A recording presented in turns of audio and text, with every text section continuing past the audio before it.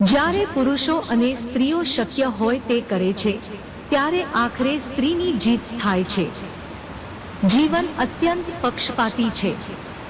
તે ફક્ત ખરાબ લોકો દ્વારા નિયંત્રિત થાય છે. ભલભલા લોકો જીવનભર ફરિયાદ કરતા રહે છે.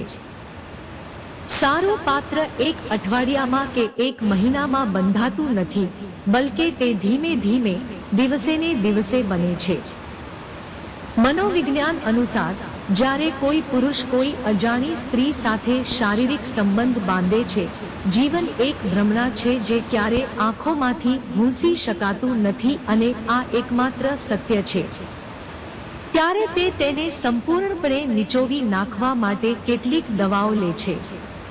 જો ઝૂકવાથી તમારો સંબંધ ગાઢ બને છે તો ઝૂકો, પરંતુ જો તમારે દર વખતે ઝૂકવું જ પડે તો રોકાઈ જાઓ.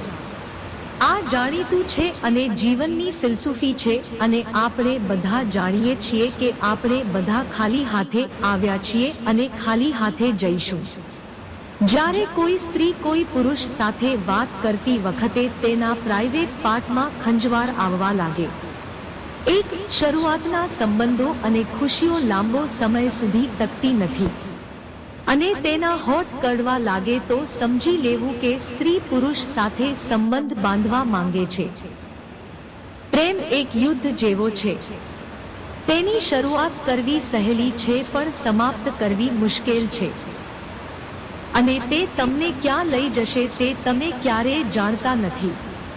તપાસ વિના જીવેલું જીવન જીવવા યોગ્ય નથી. તંદુરસ્ત માણસના અંડકોશમાં એટલા બધા શુક્રાણુઓ હોય છે કે તે 300 મીટર સુધી ફેલાય છે. માણસ સારો હતો. આ સાંભળવા માટે તમારે મરવું પડશે. આ જીવનનું કડવું સત્ય છે. તમારા ઓજારને લોખંડની જેમ મજબૂત બનાવવું હોય તો લવિંગ અને તજના તેલથી માલિશ કરવી જરૂરી છે. સ્ત્રીઓ એવા લોકો પાસેથી વધુ હાંસલ કરે છે જેઓ ભૂતપૂર્વ સ્ત્રીની યુવાનીની જ્યોતને ઝડપથી ઓલવી શકે છે. સંબંધ રાખવાથી સંબંધ નથી બનતો, સંબંધ નિભાવવાથી સંબંધ બને છે. જો પત્ની તેના પતિના નાના શિશ્નથી સંતુષ્ટ ન હોય તો તેના વિચારોમાં અન્ય પુરુષો સાથે સેક્સ કરવાની ઈચ્છા ઉત્પન્ન થાય છે. બદલાતા લોકો અને બદલાતા સંબંધો દેખાતા ન હોય પણ અનુભવાય છે. તે સ્ત્રીની ગરદબ વાંકાચૂકા બની જાય છે જે નાની ઉંમરે શક્ય હોય તે કરવાનું શરૂ કરે છે. સ્વભાવ તો બધા બતાવે છે પણ આપણું કોણ છે એ તો સમય જ કહે છે. જ્યારે સ્ત્રીને સંભોગ દરમિયાન વધુ આનંદનો અનુભવ ઉગ્ર થાય છે, ત્યારે તેણીને એવું લાગે છે કે તે આનંદની નદીઓમાં ડૂબકી મારી રહી છે. જાતીય સંભોગ સમયે સ્ત્રી તેના ચૂસવાના કારણે ઓર્ગેઝમિક બની જાય છે. જીભમાં હાડકાં નથી હોતા, પરંતુ તે ચોક્કસપણે હાડકાં તોડી શકે છે, જેના કારણે સ્ત્રીને પુરુષ તરફથી અપાર આનંદ મળે છે અને પછી તે સ્ત્રી તે પુરુષને વારંવાર મળવાની ઈચ્છા રાખે. જીવનમાં કોઈ પણ વસ્તુ પર તણાવ લેવાથી કોઈ ફાયદો થશે નહીં, કારણ કે જો કોઈ વ્યક્તિ તણાવ લઈને સફળ થઈ શકે તો સૌથી સફળ લોકો નાખુશ લોકો હશે. 40 વર્ષની ઉંમરે જો તમને વિશ્વાસ છે કે તમે શક્ય તેટલા લાંબા સમય સુધી 22 વર્ષની સ્ત્રીને સંતુષ્ટ કરી શકો છો, તો શું તમે હજી યુવાન છો? ઊંટ પોતાનો ખૂંદ જોઈ શકતો નથી અને માણસ પોતાની ભૂલો જોઈ શકતો નથી. મનોવિજ્ઞાન કહે છે કે સ્ત્રી અને પુરુષ વચ્ચે મિત્રતા શક્ય નથી. તે જુસ્સો છે, દુશ્મની છે, પૂજા છે, મિત્રો છે, પરંતુ મિત્રતા નથી. સ્ત્રીના ગુપ્તાંગને ચુસ્ત રીતે દબાવવાથી મનને ખૂબ આનંદ મળે છે. એક વાત હંમેશા યાદ રાખો, જ્યારે કર્મ તમને થપ્પડ મારે છે, ત્યારે તે રાજાને પણ ભીખ માંગવા મજબૂર કરે. વધુ સેક્સની ઈચ્છા ધરાવતો પુરુષ ક્યારેય સ્ત્રીની જાતીય વાસનાને સંતોષી શકતો નથી, કારણ કે આવા પુરુષની જાતીય ઈચ્છાઓ ખૂબ જ ઝડપથી પસાર થઈ જાય છે. આજે મારા દરેક રસ્તે અંધારું હોવા છતાં અંધકારે મને કહ્યું છે કે મારું કોણ.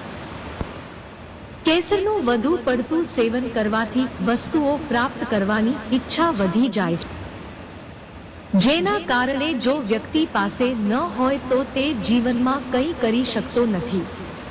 મહિલાઓને ઉત્તેજિત થવામાં ઓછામાં ઓછી 8 મિનિટ લાગે છે. ત્યાં સુધી તેને સહેલાઈથી નિહાળતા રહો, પછી તમે સંભોગ માટે તૈયાર થવું જોઈએ. મજબૂરી ઘણીવાર સંબંધોમાં ઘટાડો કરે છે. જે મહિલાઓ સેક્સ કરતી વખતે લાઇટ બંધ કરે છે અને પોતાના શરીરના અંગોને સ્પર્શવા દેતી નથી તે ખૂબ જ શરમાળ અને શાંત હોય છે. જેમની સાથે આપણો કોઈ સંબંધ નથી તેની સાથે તે અદ્ભુત સંબંધ.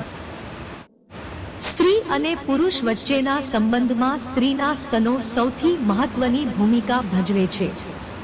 મતલબ, આ દુનિયામાં ધ્યાનથી ચાલો, અહીં લોકો હાથે દફનાવે છે અને ભૂલી જાય છે કે કઈ કબર હતી. લાલ વસ્ત્રો પહેરેલી સ્ત્રી સંભોગ માટે ખૂબ જ ઉત્સાહિત છે. સારી છોકરીઓ સ્વર્ગમાં જઈ શકે છે, જ્યારે ખરાબ છોકરીઓ દરેક જગ્યાએ જઈ શકે છે. કોણ સારું અને કોણ ખરાબ એ તમારા ખરાબ સમયમાં જ ખબર પડે છે. ગર્ભાવસ્થા દરમિયાન સ્ત્રીની યોનિ તેના મૂળ કદમાં 8 ગણી વિસ્તરે છે. ખુશામત એ ખૂબ જ કપટી વસ્તુ છે, જેને આપણે ખૂબ ધ્યાનથી સાંભળીએ છીએ અને આપણે પોતે જ તેમાં ફસાઈ જઈએ છીએ. સંભાવ દરમિયાન સ્ત્રીને કશું બોલ્યા વગર નિયંત્રિત કરી શકાય છે. વીતેલી ક્ષણો અને ગયેલા લોકો ક્યારેય પાછા આવતા નથી. આ સૌથી મોટી ભૂલ છે. લાંબુ આયુષ્ય સુનિશ્ચિત કરવા માટે દેશી ઘી પોપટ પર લગાવવું જોઈએ. અંદરથી તૂટેલી વ્યક્તિ ગમે તેટલી સ્મિત કરે, તેના સ્મિત પાછળનું દર્દ હંમેશા દેખાય છે. મનોવિજ્ઞાન કહે છે કે જે મહિલાઓ ઊભા રહીને ગુફામાં પ્રવેશ કરે છે તે ખૂબ જ જાતીય હોય છે. પૈસા ફક્ત એક જ ભાષા બોલે છે. જો તમે આજે મને બચાવશો તો કાલે હું તમને બચાવીશ. સ્ત્રીના ગુપ્તાંગને દબાવવાથી તે ઓર્ગેઝમ તરફ દોરી જાય છે. નાની નાની બાબતોને ધ્યાનમાં રાખવાથી મોટા સંબંધો પણ નબળા પડી શકે છે. લાંબા સમય સુધી સેક્સ કરવા માટે બદામને એક ગ્લાસ દૂધમાં ઉકાળો જેથી શીઘ્ર સ્ખલન ન થાય. જો તમારે જીવનમાં સુખી થવું હોય તો તમારું દર્દ છુપાવતા શીખો અને તમારા દિલની લાગણી દરેકને કહેવાનું બંધ કરો. સ્ત્રીની યોનિમાર્ગમાં એટલી ગરમી હોય છે કે તે સૌથી શક્તિશાળી કડીને પણ સળગાવી શકે છે. જીવનનો સૌથી મોટો શિક્ષક સમય છે, કારણ કે સમય જે શીખવે છે તે કોઈ શીખવી શકતું નથી. માત્ર સ્ત્રીની નાભી પર પોપટ ઘસવાથી અધોગતિ થાય છે. ક્યારેક આપણે ખોટા નથી હોતા, પરંતુ આપણી પાસે એવા શબ્દો નથી હોતા જે આપણને સાચા સાબિત કરી શકે. સંભોગ સમયે સંકોચ અને ગભરાટના કારણે સ્ત્રીનું સ્ખલન વહેલું થાય છે. દુનિયામાં માણસ એકમાત્ર એવો જીવ છે જેના શબ્દોમાં ઝેર સમાયેલું છે. મોટા ભાગની સ્ત્રીઓ તેમના પાર્ટનરમાં લિંકની જાડાઈ અને લંબાઈથી સંતુષ્ટ છે. મનુષ્ય નિયમિત આત્મનિરીક્ષણમાં વ્યસ્ત રહે છે, તે આનંદમાં રહે છે. તે મનુષ્યો બૌદ્ધિક આધ્યાત્મિક મૂર્ત સ્થિતિમાં જીવવાનું શરૂ કરે છે. ફરીથી પ્રયાસ કરવાથી ડરશો નહીં, કારણ કે આ વખતે તમે અનુભવ સાથે શરૂઆતથી પ્રારંભ કરશો નહીં.